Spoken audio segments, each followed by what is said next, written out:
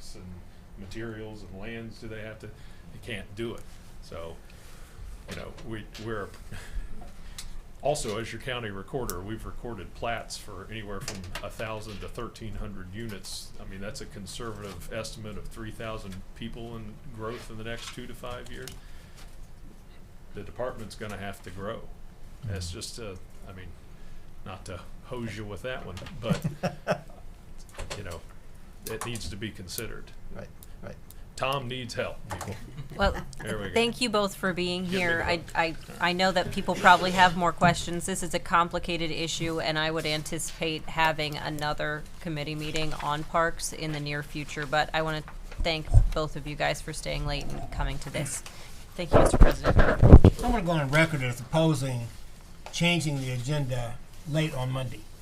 I go on the radio on Monday morning between 10:30 and 11 o'clock and let the public know when we're meeting, and then we change a meeting date and we add 2 pieces of legislation the public's not aware of.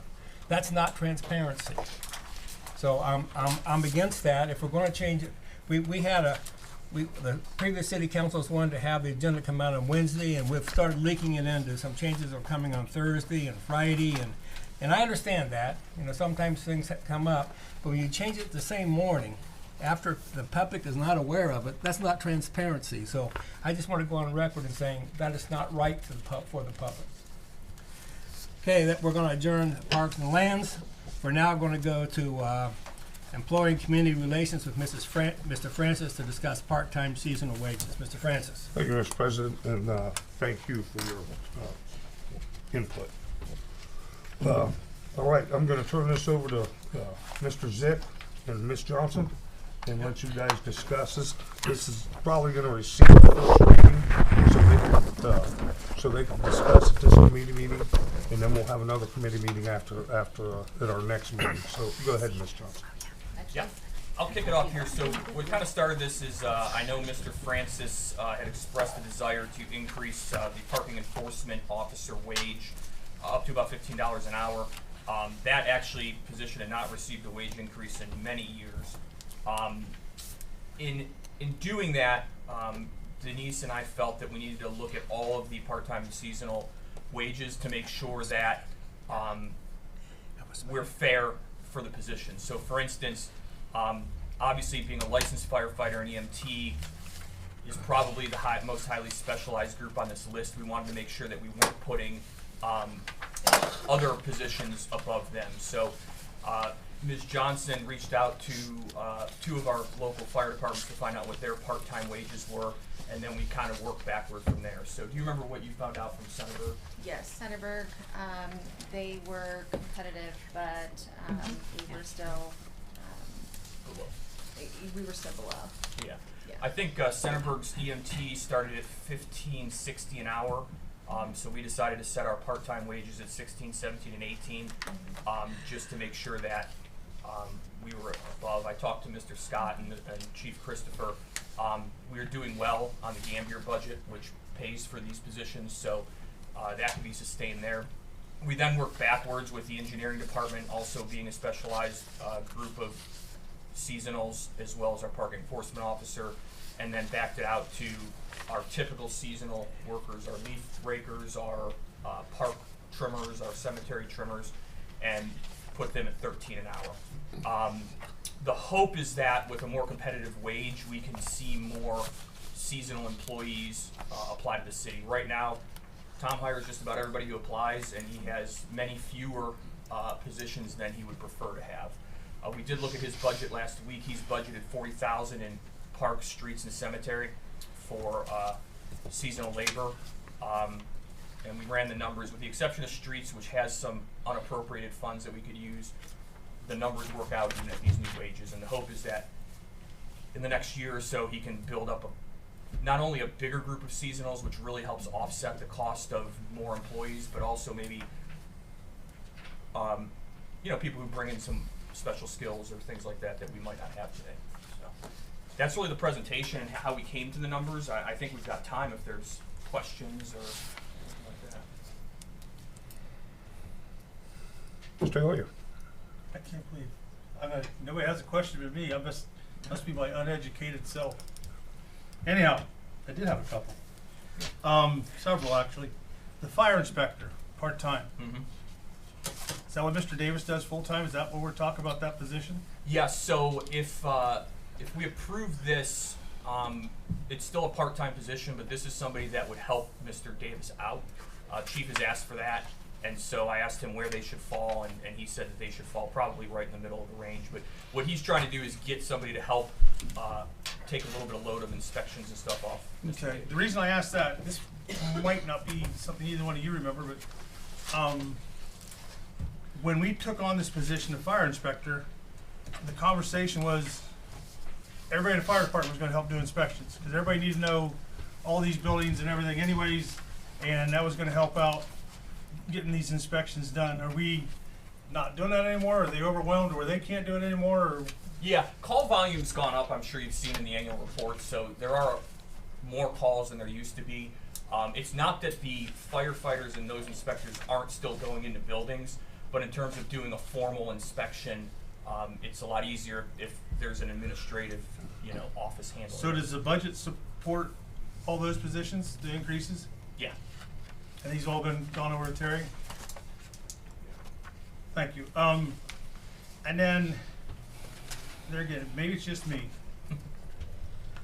But we have engineering department, part-time, is that the interns? Or is that more additional people in the engineering department as part-time? I'd have to go back and look at the staffing legislation. I just took what was in the existing seasonal and part-time ordinances. And so I don't know, I think right now all they've got is 2 interns, right? And I didn't know we had part-time people in engineering. Well, we're calling it seasonal here, but yeah, I don't know that there's even anything in the staffing ordinance for seasonal. Well, it says part-time and seasonal, Yeah. so on and so forth. Yeah. The same with water and wastewater. Tom, do you recall, because we haven't had seasonal workers in water and wastewater as long as I've been here. Do you have any idea what they used to use those for? Terry does. Meters.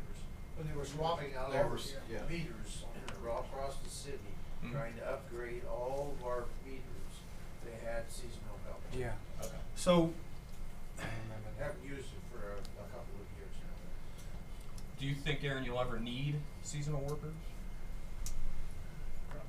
more likely than not. Dave, what do you think? Yeah, for the water treatment plant, we just never use seasonal.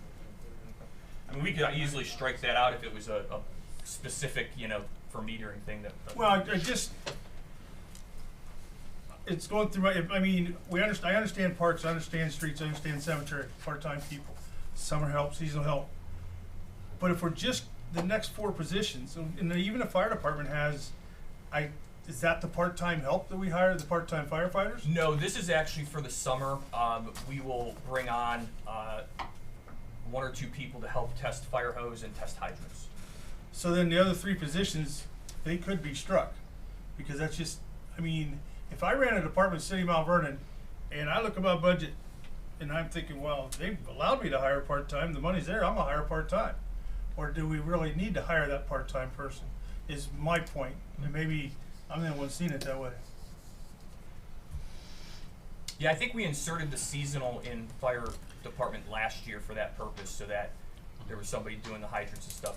In terms of how the other 6 got there, which I know the first 3 are not in question, I just literally took the old ordinance and factored in the wage increases. So if they're not needed, they're not needed, but I'd have to see how engineering has utilized seasonals in the past as well, because I don't know when that ended up in the ordinance, so. So we have another meeting, next council meeting, right? Yeah. And we just got this piece of legislation this afternoon, so there was no way we got discussion. Mike brought up a lot of vital points of seasonal workers that are inexistent now, part-time workers that aren't in place because they're not needed anymore. So those are things that now Mr. Zick will have to look at. So my time is up. Mr. Hill, I would like to schedule a 10-minute meeting for next council meeting. Thank you, Mr. President. Yeah, again, it's something we just got today, this afternoon, and Right. and we need time to study this stuff. And I did speak to Mr. Francis last week. We wanted to get it on the record because we are getting into seasonal, and honestly, our current seasonal wages for a year 1 are below the minimum wage, so we'll need to address that. Yeah, I had a heads up on it, Yeah. but we couldn't see the legislation until this afternoon. Well, the good thing about it is we don't have to pass it tonight. Right. Like the other one we got. Well, there would be no way we could pass it Like the other because one we got those, today. the questions that's brought up are outstanding. Thank you, Mr. President. Okay, we're adjourning employee and community relations. Gonna move now to utilities of Mrs. Wood to discuss the water plant control system contract.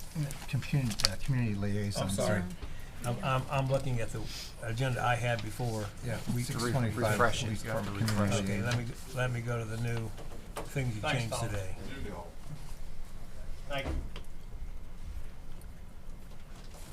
Be the police department liaison. Police Department Community Liaison. Back to me. Thank you, Mr. President.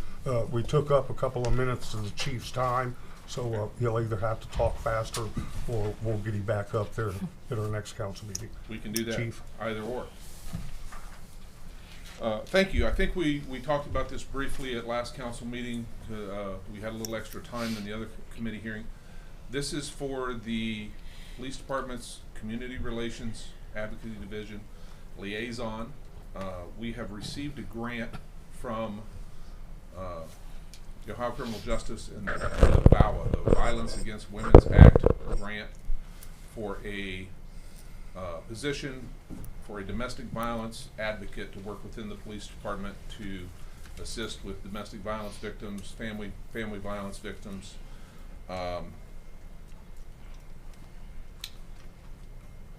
We drew up I think I gave everybody a copy of the job description.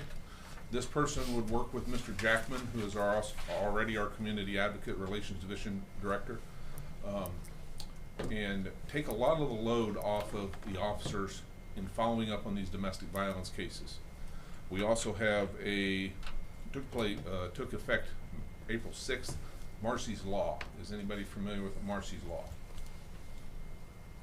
Basically, Marcy's Law is a domestic violence driven law named after an individual that was killed in a abusive relationship several years ago in California. And what it means to us is we have more reporting now that is required by the state of Ohio to report incidences back to the state of Ohio for tracking purposes. And we have a lot of required reporting from the police department side of it back to the victims when certain things take place and certain things happen. I know Mr. Bourne's office has handled a lot of that. This could assist with that, not to replace anything they're doing in the prosecutions, but to have an advocate within the police department that can keep in touch with the victims and inform them of court dates, arrange. I can't get to court, how do I get there? Well, we'll find you a ride. We'll work with local CAT or whatever we need to do. Just a lot of victims assistance. There's a lot of services out there that are available for victims, and this person can be the liaison to help coordinate that.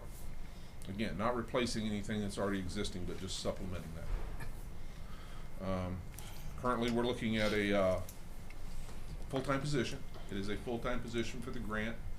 We have had, again, the funding gave us, Mr. Scott and I looked over the budget, and I think it was gonna cost the city for this year, for the rest of this year, about $8,000, give or take, as our part of the funding for that.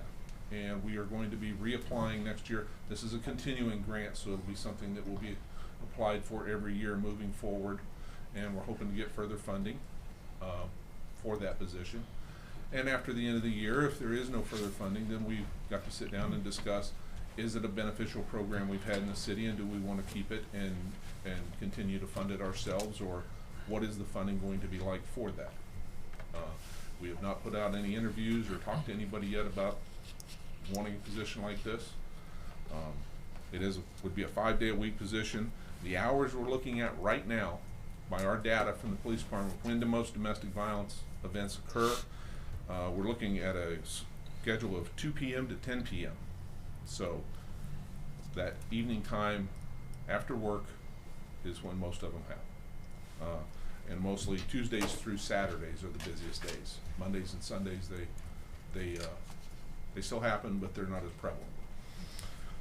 So we have the Marcy's Law. So far this year, we've had 41 specifically tagged domestic violence cases that would directly be impacted by this. About 59 juvenile cases that could be reviewed, and those would fall under domestic violence too, some of them. And a lot of our catch-all that doesn't get reported as almost